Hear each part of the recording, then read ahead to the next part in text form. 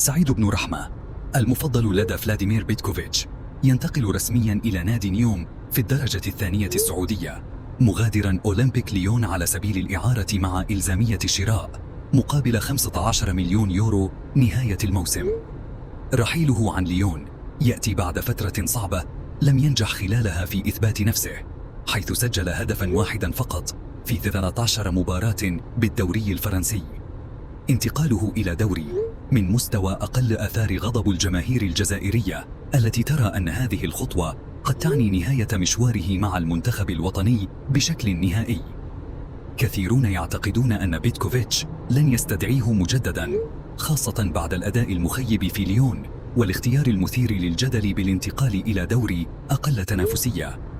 القرار يثير الجدل بين الجماهير الجزائرية التي ترى أن ابن رحمة قد فقد مكانه في المنتخب إلى الأبد. ما رأيكم في هذا القرار؟ هل تعتقدون أن ابن رحمة انتهى مع المنتخب؟ شاركونا آراءكم في التعليقات.